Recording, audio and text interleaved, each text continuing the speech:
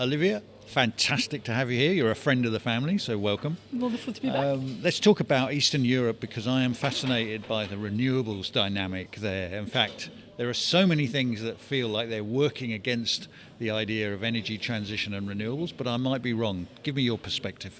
Well, Eastern Europe has been very, very busy for the last maybe even 15 years. There's been a couple of waves, different market dynamics, big markets being Poland, and Romania has re-emerged as a very big market. That's where we've been very busy, so we tend to know quite a little bit about the Romanian market. And then you have satellite, other markets plugging in, like Kosovo, Montenegro, Georgia, all the way to the other side of the Black Sea.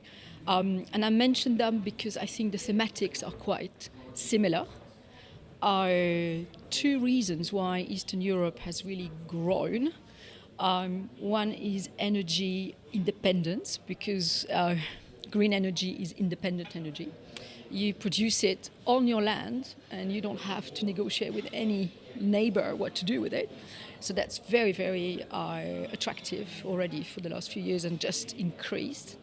And then in those countries, especially when they are in the European Union, there is the land, there is the space to build big, large renewable energy plants, which the investors want.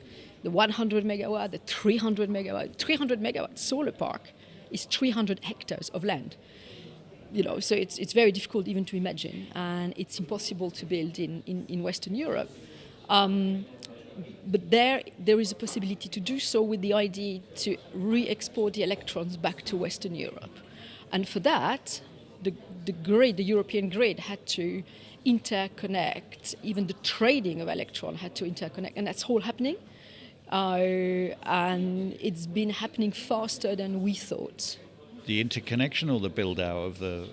So the possibility to push electrons properly into each of the local grids, that remains very difficult. Right. Now that leads me on to my next question, which is really about the supply chain side, because that's got to be a factor in that, no? Yes, massive. Supply chain is really where most of the opportunities are. So for investors that are looking at very high attractive returns, more private equity type returns, that's where they're going to find them, more than in the generation of electrons, which is probably more adequate for pension funds, long-term yield appetite. But in the supply chain, there is really a lot to be done. And if we don't invest in the supply chain, we're never going to get the electrons at the end.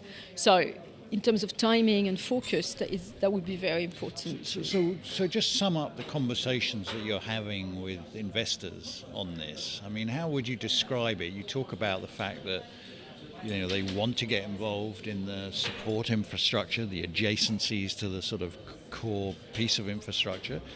Is that the discussion that's happening? They are excited. Yeah, tell me. So they have appetite to invest in the supply chain.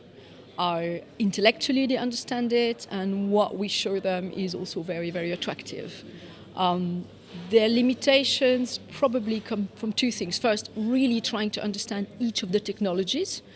It takes a long time, it takes a lot of team effort, and they're always searching for those long-term contracted cash flows, and long-term is never long-term enough. Interesting. So, but at the same time, but there is a learning curve that happened also for generating assets, where we also wanted long-term contracts on the electricity, and more we've learned to have good knowledge and appetite for PPAs, for short-term remuneration, for merchant risk. So on the supply chain, the same will happen, but this is where the conversations are growing at the moment. Because I give you an example: a cable-laying vessel is not contracted for 15 years. It's contracted for a certain job, which is 18 to 24 months, and then he moves on to the next.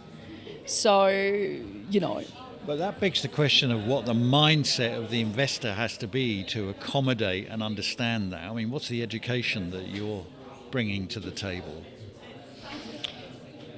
Just to spend probably more time with us, to work together a little bit more as a team, and to go deeper, to look beyond the surface, talking about subsea opportunities. Because On the face of it, you can look at something contracted for the long term, but once you start to understand the mechanics of a market, you can appreciate the risk in a different way. So that's for the investors to decide on a certain segment of the market and to spend time with advisors to look into it more precisely. I think a few will do that or are doing that, and that will attract the others to look into it as well, as it normally does. You're a friend of the family here. We love having you. Let's just briefly touch on, if you will, why you bother coming. I always come. Tell me what you said right at the start before we started this interview. What Like, was that has you it been interesting? And I said, yes, from the second I walked in. Let me ask the question again, just so I'm just thinking about the edit here. Let me just ask the question. Why do you come? What's the thing that you get out of it? What happened this morning? I met all friends, I know pretty much, not everybody, but I know a lot of people. They are also family and friends for me.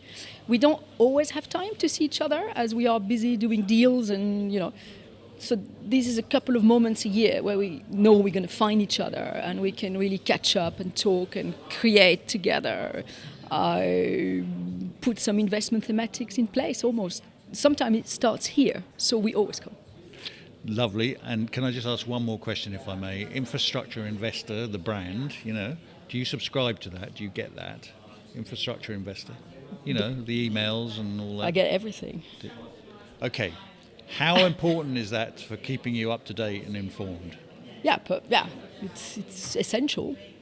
I don't really subscribe to much anything else that would, have the same know-how and connection. Yeah. And this morning we had a presentation on data, the data section and the data product, and that was also very interesting. Everybody was taking photos and trying to get the slides, so it was an excellent initiative. Well, like I say, it's great having you.